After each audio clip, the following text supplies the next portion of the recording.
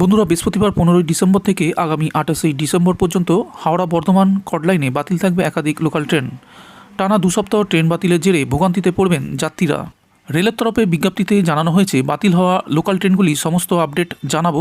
তার আগে ভিডিওটি ইনফরমেটিভ হলে একটি লাইক করে চ্যানেলটি সাবস্ক্রাইব করে সঙ্গে থাকুন পরবর্তী ভিডিও নোটিফিকেশনটি পাওয়ার জন্য। রেলের তরফে জানানো হয়েছে, বাতিল হওয়া ট্রেনগুলির মধ্যে রয়েছে হাওড়া থেকে 36827 হাওড়া বর্ধমান লোকাল, 36083 নম্বর হাওড়া মোসাগ্রাম লোকাল, 36085 নম্বর হাওড়া মোসাগ্রাম লোকাল বাতিল থাকবে।